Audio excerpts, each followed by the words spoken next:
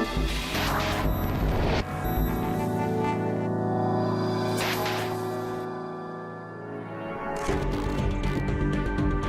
and welcome to Worlds Apart. Despite the unprecedented pace of scientific breakthroughs, humanity still seems to be as far away from the age of reason as ever. With religious extremism and political infantilism spreading around the globe, often aiding each other, has the idea of governance based on critical thinking already become a delusion? Well, to discuss that, I'm now joined by evolutionary biologist Richard Dawkins. Mr. Dawkins, it's great to talk to you. Thank you very much for your time. Now, this is your first time in Russia. Yes. And in St. Petersburg, and this is a city that has long traditions of critical thinking, of secularism, but also a very energetic religious community which called for the cancellation of your visit.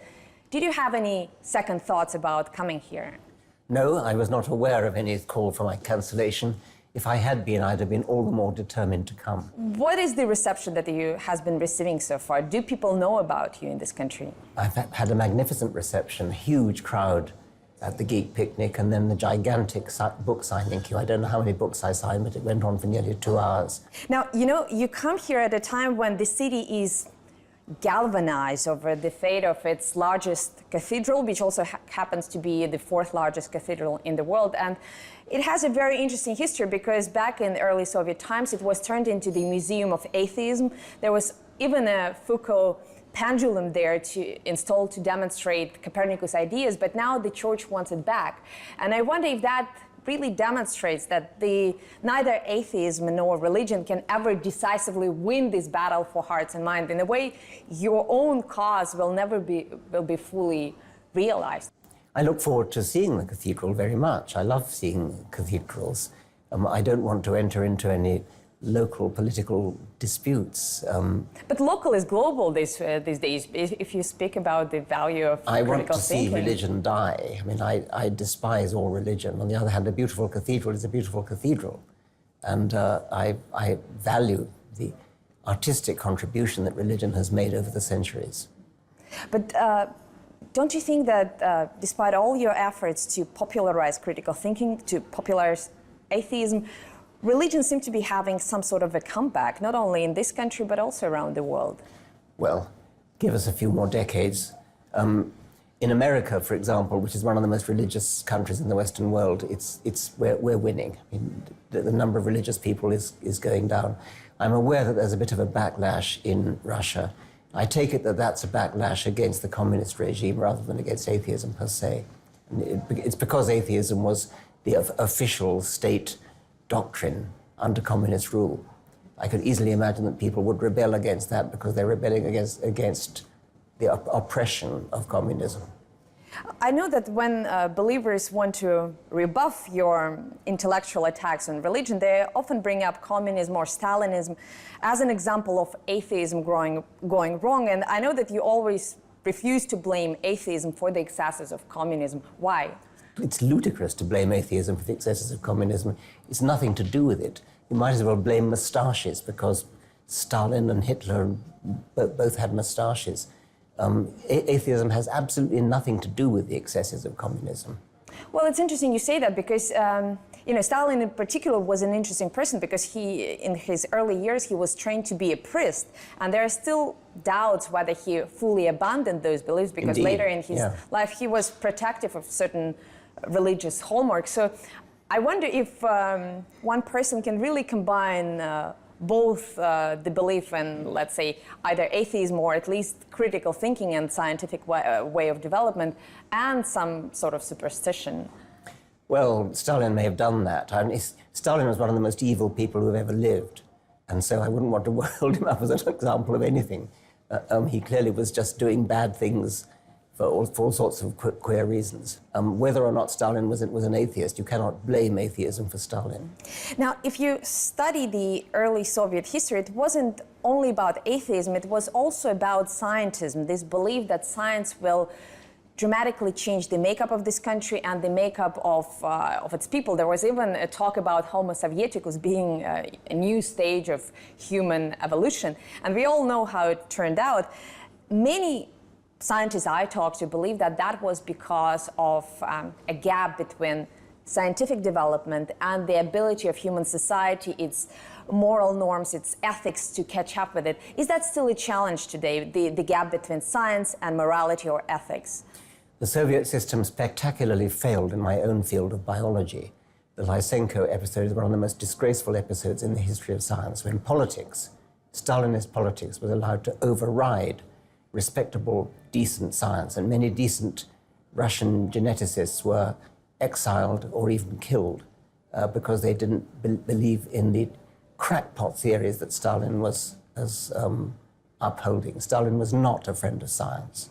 But I'm asking you not so much about the past as about the present, because on the one hand, we live in an age when, the scientific knowledge is generated and applied at a faster pace than ever before. But on the other hand, we see some human behavior, especially in the Middle East, that we haven't seen in the last, let's say, a couple of decades, maybe even centuries.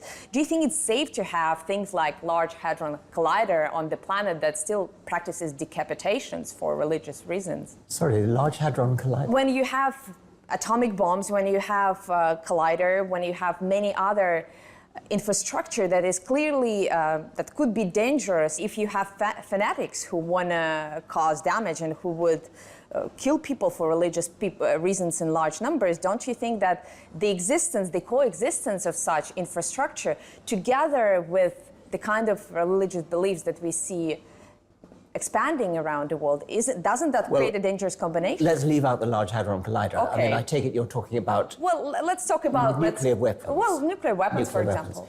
If nuclear weapons were to get into the hands of Islamic fanatics, that would be, of course, extremely dangerous. It's very dangerous that Pakistan has nuclear weapons. And I'm deeply disturbed by the thought that people who, for religious reasons, want to die... And the whole point about nuclear deterrence is that you don't want to die. I mean, you don't want to... But they actually want the Earth to end in a calamity.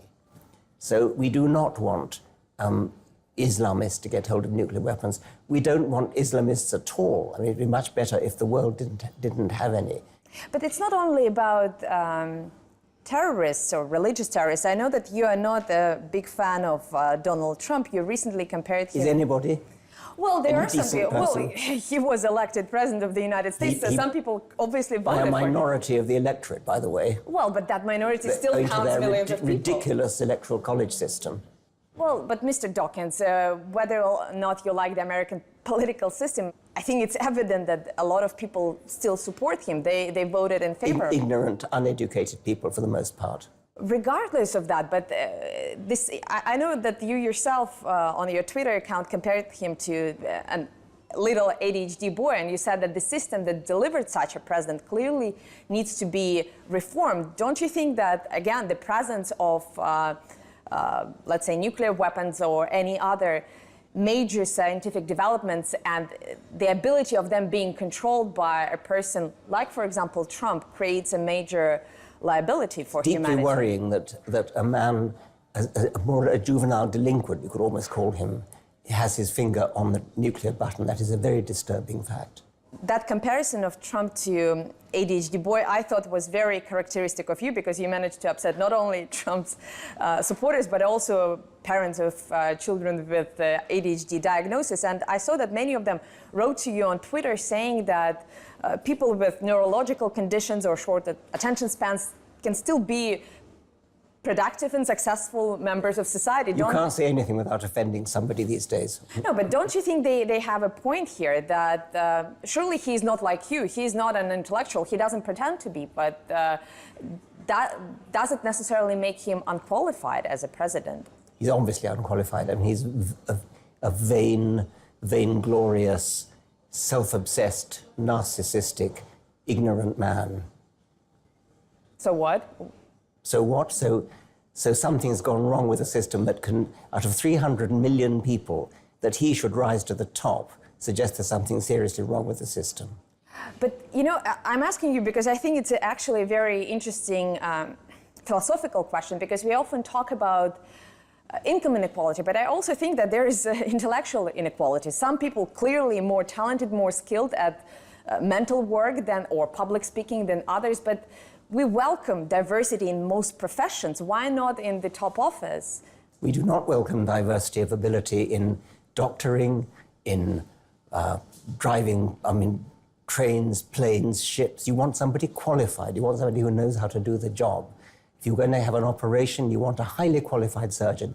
You don't want diversity among surgeons. But the job of the president is different because you do train to be a surgeon or to be a pilot, but nothing can prepare you to be a president. Why not be trained to be a president? Why not have a system that chooses people who are qualified in politics, in economics, in history, in judgment? But, I'll give you an example of, let's say, Barack Obama, who was as, bona fide intellectual as it can be, but many people in Washington believe that he suffered from an opposite malaise, processing too much information at the expense of efficient decision-making. So, again, don't you think that Trump may bring something different to that office? Barack Obama was less successful as a president because he was up against a Congress that wouldn't let him do anything, probably for racist reasons. But the same with Trump. He also has a Congress that is not... He's got a Republican Congress, he's got both houses of Congress, he's got the Supreme Court. He still can't get anything done. Well, because there are lots of powerful forces that are quite predisposed against him. Even his own party is now realizing that he's incompetent. But, life is... I will try to sort of apply your own theories to this argument, because life is an experiment. Human institutions are built through trials and tribulations, and as much as you may not like Mr. Trump, don't you think that, having somebody like him may be beneficial for the system as a whole? Are you seriously advocating Donald Trump? No, I don't believe it. You're just being provocative. I'm being provocative, but I think I'm being provocative for a good reason, because, I cannot believe that you are seriously saying that Donald Trump could possibly be a good thing. You don't believe that, do you? Well, my argument is that when it comes to politics, there seems to be a very dogmatic idea about how a person should behave, what he should think, how he or she should talk in order to look presidential. Even if you don't like him on a personal level, don't you think that, it would be a good idea of thinking about him as a gene mutation that can give a new impulse to the already ossified political organism? It's clear that the system needs to be reformed. You yourself admitted that. I do not think so, and nor do you. Why not? But, how else could you upset the system that is very rigid in the way it operates? You would not wish to upset the system by electing somebody incompetent, ignorant, and clearly not fitted for the job. But isn't that what evolution is all about? No. Introducing a mutation that is not... No. Come on, stop this. You're talking nonsense, if I may say so. Why? You do not wish to really advocate a change in human affairs by saying what we need is mutation in any direction in the hope that it'll somehow be better. That's not the way we run human affairs. But human institutions are also, also operate by the same rules, by the same rules as all other human organisms. Is it not the case? You are not going to run human affairs in a Darwinian way. I've spent my whole life arguing against that. Well, you spent your whole life arguing that religion has an evolutionary purpose. So I assume that politics is also... It's a totally different question. I'm asked the question, what is the evolutionary significance of religion? Why do people's brains have a tendency to be religious? It's very different from saying that religion is a benefit, is a good thing, and I would not dream of suggesting that we should run our political affairs on Darwinian lines. But Mr. Dawkins, in all seriousness, how do you think this system that is very rigid and very hostile to any kind of change, how else could it be changed? Are you telling me that you're advocating Donald Trump? I'm not advocating, but... Yes, you are. No. You're either that or you're just trying to provoke me. You're taking a deliberately contrary position, which is clearly opposite from what you feel. You're an intelligent person. You do not advocate Donald Trump. Well, Mr. Dawkins, we have to take a very short break now, but we will be back in just a few moments. Stay tuned.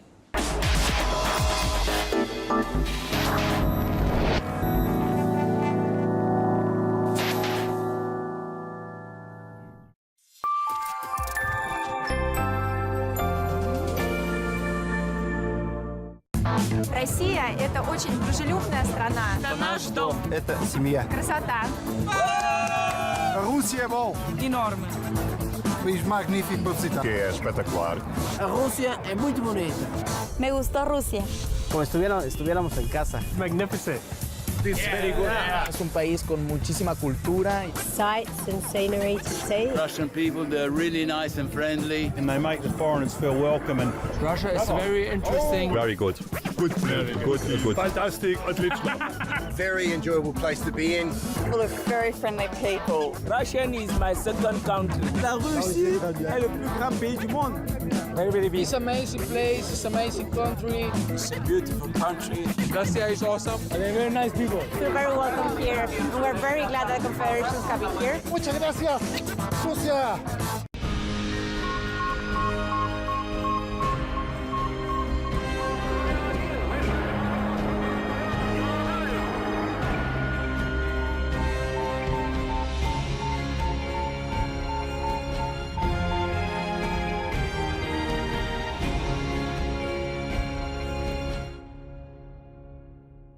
Max Kaiser's Financial Survival Guide.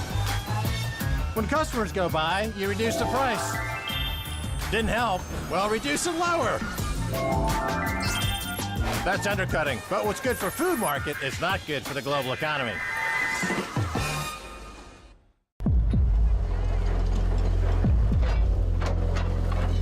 6 साल पहले पूरा हरियाली था, चहल पहल हुआ करता था, घर गृहस्थी वाले लोग यहाँ रहते थे, और अभी है जो अभी के बारे में जो देख रहे हैं वही हकीकत है।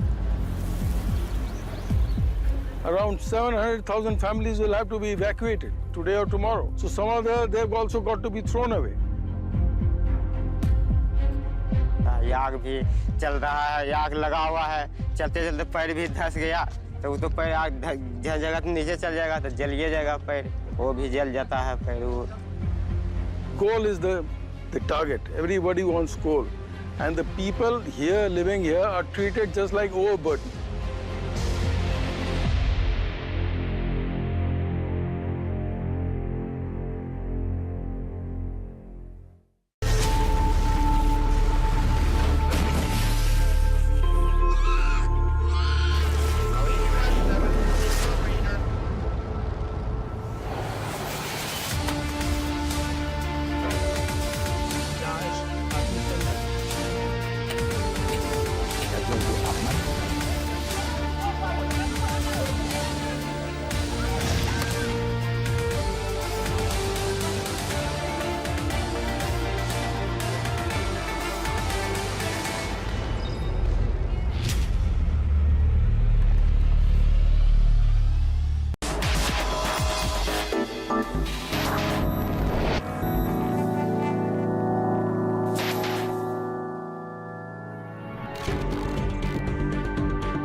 Welcome back to Worlds Apart with evolutionary biologist Richard Dawkins.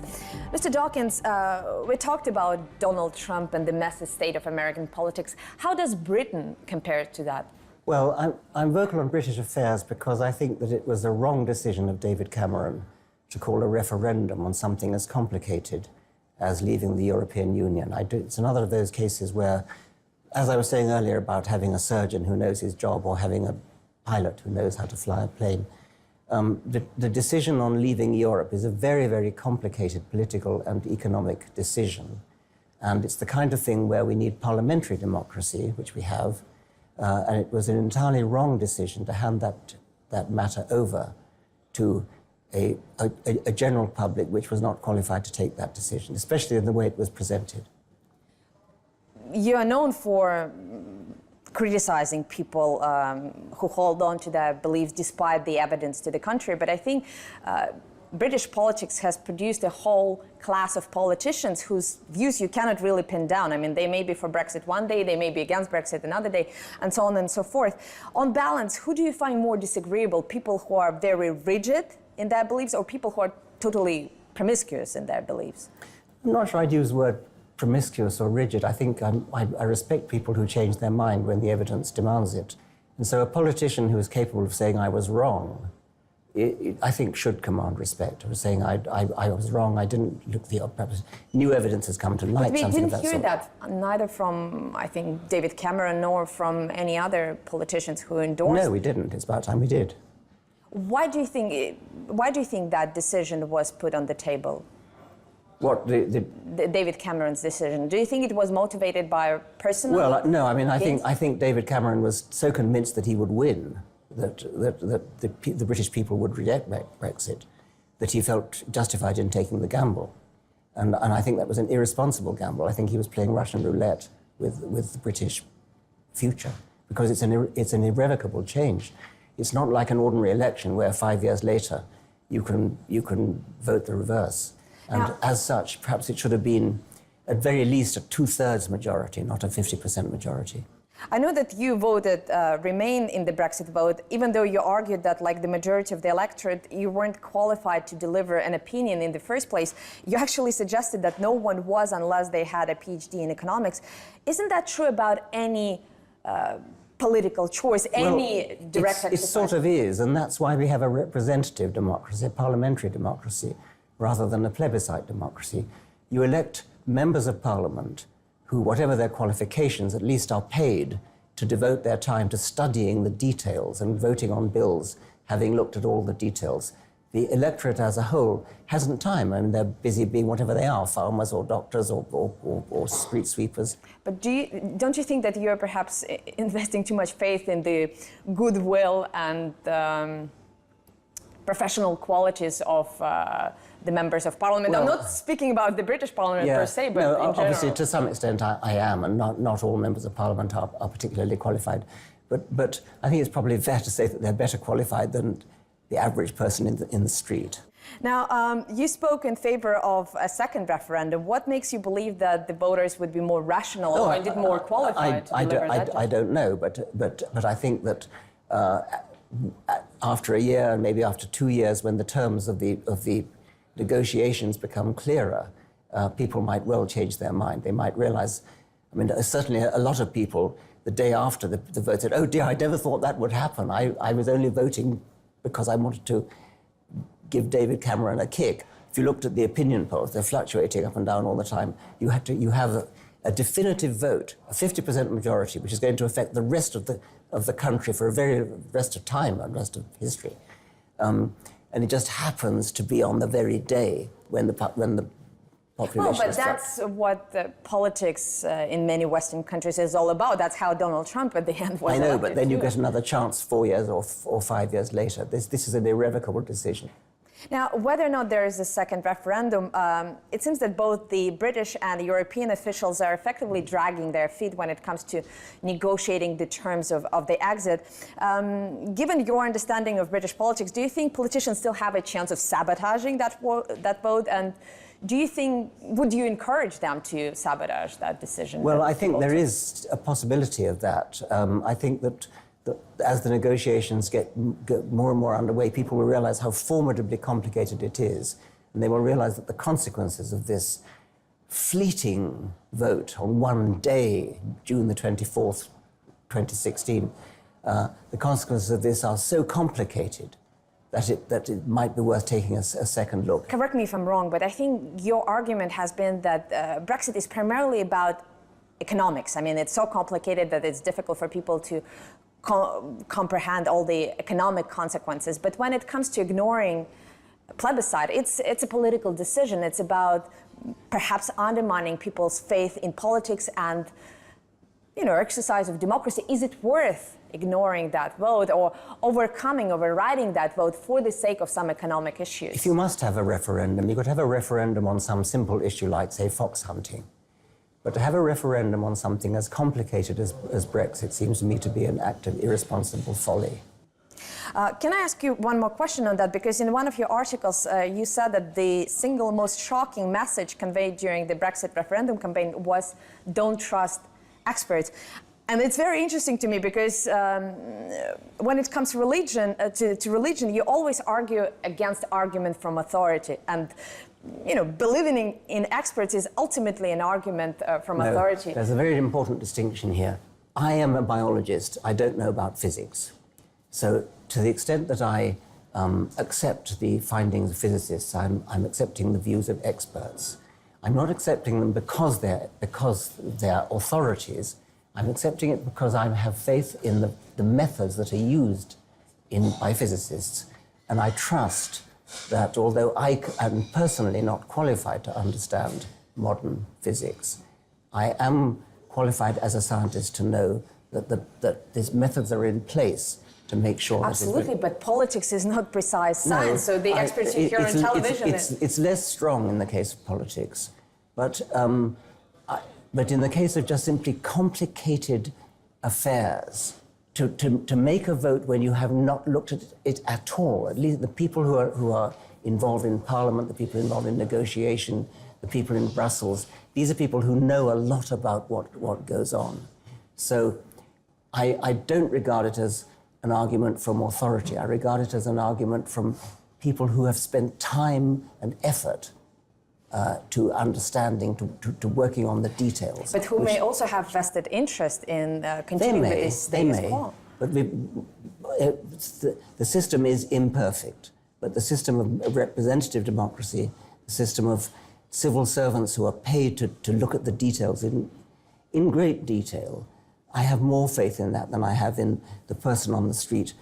Now, I've been a very big fan of yours over the years, but I noticed recently that you've become far more political, I think, than before. You previously spoke more about religion. Now I think you spoke both about religion and about politics. Do you think politics has finally become sort of a new religion for people, something that energizes them a lot? I'm not sure I'd say that. I became concerned about Brexit, really because the reason I've said I don't think there should have been a referendum. I'm concerned about American politics. I've long been concerned about American politics, actually. I don't think there's anything particularly new in my interest in politics, but I do know when I don't know. I mean, people have been asking me in Russia about developments in Russia, and I simply say I don't know. I think when you compare the amount of discord, hatred, and sometimes violence that politics generates, it can be compared to religion. In your own country, you had an MP assassinated for political reasons. Yeah. Don't you think that may make religion a sort of outdated target for rationalists like yourself? Don't you think that it is perhaps extremism and intolerance that you are actually after rather than, let's say, religious beliefs? That's a good point. I mean, and actually, if you think about the great wars of the 20th century, they were not about religion, they were about nationalism. And in the case of Hitler, racism. Tribal loyalties, perhaps, manifesting themselves in political discourse is a very, very serious source of violent discord. Now, there is a lot of talk these days around the world about the need to reform schools from being a place where people acquire knowledge to being a place where people learn how to think, how to do the mental work. Since you've been doing that most of your adult life, I wonder how students could be taught to enjoy and excel at an intellectual labor, because I think many people do have this perception that physics, chemistry, other sciences are simply too laborious, too complicated, too difficult to... Well, they are hard, there's no doubt about it. Biology is less hard, and that's my subject. I confess to not understanding most of modern physics, and I wish I did. But is it a skill that you can develop, I guess, the mental capacity? Is it something that you can train as a muscle? Do you get better? Yes, to some extent. I mean, in the case of physics, a lot of it's mathematics, and you can be trained to learn mathematics. I think what I think about science is that it's hard but worth it. I sometimes deplore the tendency to promote science as fun, sort of whiz-bangs and things like that. You think it has to be difficult? No pain, no gain? I think it is difficult, and I think that it's worth trying to master it. I know that you recently spoke in favor of introducing the study of religion as part of the school curriculum, and I think it's a very, very hotly debated subject in this country, not only about what should be taught, but who should teach it, more specifically whether it is believers or non-believers who have to teach religion. Do you have any opinion on that? Yes, I think the important thing is to teach about religion, not to indoctrinate with religion. So a child should be taught there are lots of religions in the world, and this is what they believe, and this is the history of them, and the history of how they've interacted with each other, how they fight each other. It's important that people should learn about religion what is truly wicked is teaching children, you belong to this religion. Arguably, some countries disagree with you because the authorities in Turkey just the other day announced that they're going to take evolution off the school curriculum, and their explanation for that is that the study of evolution is too complex, too controversial, too difficult for students to comprehend. Well, it's not controversial and it's not that difficult. I'm absolutely sure you strongly disagree with that, but what do you make of the fact that the study of evolution is once again up for discussion, even in a relatively modern country like Turkey? Any country that seriously thinks that religion is controversial and therefore should be taken off the curriculum should evolution. Evolution should be taken off the curriculum shouldn't be taken seriously as a modern country. Well, Mr. Dawkins, it's always a delight talking to you. Thank you very much for being here. And to our viewers, please share your comments on our Twitter, Facebook, and YouTube pages. And I hope to see you again, same place, same time, here on Worlds Apart.